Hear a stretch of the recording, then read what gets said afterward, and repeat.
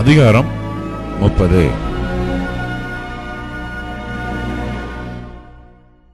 ராகேல் தான் யாக்கோபுக்கு பிள்ளைகளை பெறாததைக் கண்டு தன் சகோதரியின் மேல் பொறாமை கொண்டு யாக்கோபை நோக்கி, எனக்கு பிள்ளை கொடும், இல்லாவிட்டால் நான் சாகிறேன் என்றாள். அப்பொழுது யாக்கோபு ராகேலின் மேல் கோபம் கொண்டு, தேவனல்லவோ உன் கற்பத்தை அடைத்திருக்கிறார், நான் தேவனா என்றான். அப்பொழுது அவள், இதோ என் வேலைக்காரியாகிய பில்காள் இருக்கிறாளே, அவள் என் மடிக்கு பிள்ளைகளை பெறவும் அவளாலாகிலும் என் வீடு கட்டப்படவும் அவளிடத்தில் சேரும் என்று சொல்லி அவனுக்கு தன் வேலைக்காரியாகிய பில்காளை மனைவியாக கொடுத்தாள். அப்படியே யாக்கோபு அவளைச் சேர்ந்தான். பில்காள் கர்ப்பவதியாகி யாக்கோபுக்கு ஒரு குமாரனை பெற்றாள். அப்பொழுது ராகேல், தேவன் என் வழக்கை தீர்த்து என் சத்தத்தையும் கேட்டு எனக்கு ஒரு குமாரனை கொடுத்தார் என்று சொல்லி அவனுக்கு தான் என்று பெயரிட்டாள். மறுபடியும் ராகேலின் வேலைக்காரியாகிய பில்காள் கர்ப்பவதியாகி யாக்கோபுக்கு இரண்டாம் குமாரனை பெற்றாள். அப்பொழுது ராகேல், நான் மகா போராட்டமாய் என் சகோதரியோட போராடி மேற்கொண்டேன் என்று சொல்லி அவனுக்கு நப்தலி என்று பெயரிட்டாள். லேயாள் தான் பிள்ளை பெறுகிறது நின்று போனதைக் கண்டு தன் வேலைக்காரியாகிய சில்பாளை அழைத்து அவளை யாக்கோபுக்கு மனைவியாக கொடுத்தாள். லேயாளின் வேலைக்காரியாகிய சில்பாள் யாக்கோபுக்கு ஒரு குமாரனை பெற்றாள். அப்பொழுது லேயாள் ஏராளமாகிறதென்று சொல்லி அவனுக்கு காத் என்று பெயரிட்டாள். பின்பு லேயாளின் வேலைக்காரியாகிய சில்பாள் யாக்கோபுக்கு இரண்டாம் குமாரனை பெற்றாள். அப்பொழுது லேயாள், நான் பாக்கியவதி, ஸ்திரீகள் என்னை பாக்கியவதி என்பார்கள் என்று சொல்லி அவனுக்கு ஆசேர் என்று பெயரிட்டாள். கோதுமை அறுப்பு நாட்களிலே ரூபன் வயல்வெளியிலே போய் தூதாயீம் கனிகளை கண்டெடுத்து அவைகளை கொண்டு வந்து தன் தாயாகிய லேயாளிடத்தில் கொடுத்தான். அப்பொழுது ராகேல் லேயாளை நோக்கி, உன் குமாரனுடைய தூதாயீம் கனியில் எனக்கு கொஞ்சம் தா என்றாள். அதற்கு அவள், நீ என் புருஷனை எடுத்துக்கொண்டது அற்ப காரியமா? என் குமாரனுடைய தூதாயும் கனிகளையும் எடுத்துக்கொள்ள வேண்டுமோ என்றாள்.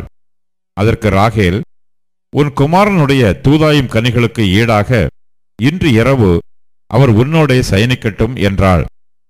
சாயங்காலத்தில் யாக்கோபு வெளியிலிருந்து வருகையில் லேயாள் புறப்பட்டு அவனுக்கு எதிர்கொண்டு போய், என் குமாரனுடைய தூதாயும் கனிகளால் உம்மை கொண்டேன், ஆகையால் நீர் என்னிடத்தில் வரவேண்டும் என்றாள்.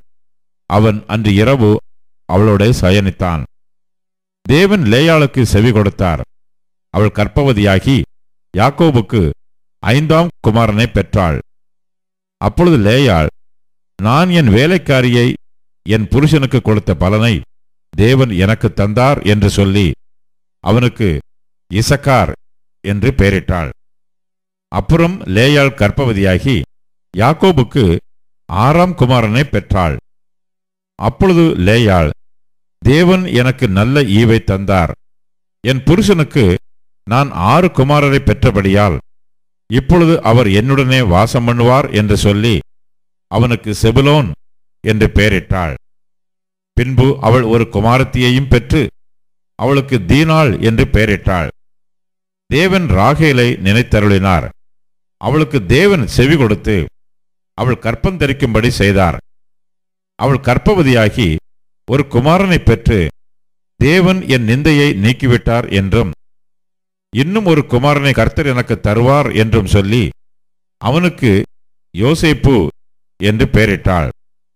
ராகேல் யோசேப்பை பெற்றபின் யாக்கோபு லாபானை நோக்கி, நான் என் ஸ்தானத்திற்கும் என் தேசத்திற்கும் போக என்னை அனுப்பிவிடும். நான் உமக்கு ஊழியம் செய்து சம்பாதித்த என் மனைவிகளையும் என் பிள்ளைகளையும் எனக்கு தாரும். நான் போவேன்.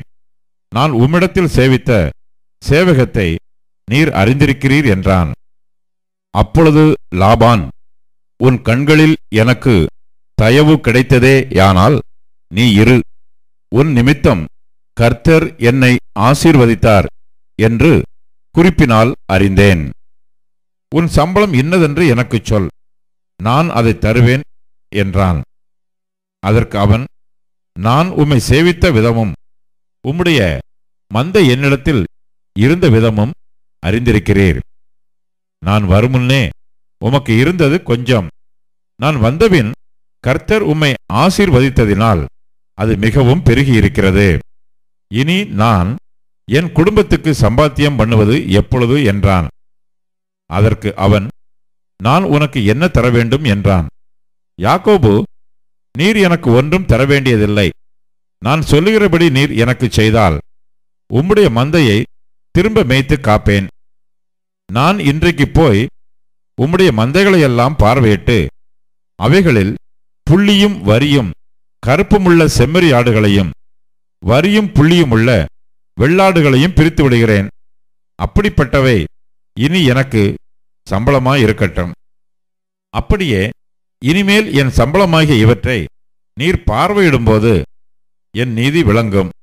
புள்ளியும் வரியுமில்லாத வெள்ளாடுகளும் கருப்பான செம்மறி ஆடுகளும் என் வசத்தில் இருந்தால் அவை எல்லாம் என்னால் திருடிக் கொள்ளப்பட்டவைகளாய் எண்ணப்படட்டும் என்றான். அதற்கு லாபான், நீ சொன்னபடியே ஆகட்டும் என்று சொல்லி அந்நாளில் கலப்பு நிறமும் வரியுமுள்ள வெள்ளாட்டு கடாக்களையும் புள்ளியும் வரியுமுள்ள வெள்ளாடுகள் யாவையும் சற்று வெண்மையும் கருமையும் உள்ள செம்மறியாடுகள் யாவையும் பிரித்து தன் குமாரரிடத்தில் ஒப்புவித்து தனக்கும் யாக்கோபுக்கும் இடையிலே 3 நாள் பிரயாண தூரத்தில் இருக்கும்படி வைத்தான். லாபானுடைய மற்ற ஆடுகளை யாக்கோபு மேய்த்தான். பின்பு யாக்கோபு பச்சையாயிருக்கிற புன்னை, வாதுமை, அர்மோன் என்னும் மரங்களின் கொப்புகளை வெட்டி இடையிடையே வெண்மை தோன்றும்படி பட்டையை உரித்து தான் உரித்த கொப்புகளை ஆடுகள் தண்ணீர் குடிக்க வரும் கால்வாய்களிலும் தொட்டிகளிலும் ஆடுகளுக்கு எதிராக போட்டு வைப்பான். ஆடுகள் தண்ணீர் குடிக்க வரும்போது பொலிவதுண்டு. ஆடுகள் அந்த கொப்புகளுக்கு முன்பாக பொலிந்தபடியால் அவைகள் கலப்பு நிறம் உள்ளதும் புள்ளியுள்ளதும் வரியுள்ளதுமான குட்டிகளை போட்டது. அந்த ஆட்டுக்குட்டிகளை யாக்கோபு பிரித்து கொண்டு ஆடுகளை லாபானுடைய மந்தையில் இருக்கும் கலப்பு நிறமானவைகளுக்கும் கருப்பானவைகளுக்கெல்லாவற்றிற்கும் எதிராக நிறுத்தி தன் ஆடுகளை லாபானுடைய மந்தையோட சேர்க்காமல் தனிப்புறமாக வைத்துக் கொள்வான். பலத்த ஆடுகள் பொலியும்போது அந்த கொப்புகளுக்கு எதிரே பொலியும்படி யாக்கோபு அவைகளை அந்த ஆடுகளின் கண்களுக்கு முன்பாக கால்வாய்களில் போட்டு வைப்பான். பலவீனமான ஆடுகள் பொலியும்போது அவைகளை போடாமல் இருப்பான். இதனால் பலவீனமானவைகள் லாபானையும் பலமுள்ளவைகள் யாக்கோபையும் சேர்ந்தன. இவ்விதமாய் அந்த புருஷன் மிகவும் விருத்தியடைந்து திரளான ஆடுகளும் வேலைக்காரிகளும் வேலைக்காரரும் ஒட்டகங்களும் கழுதைகளும் உடையவனானான்.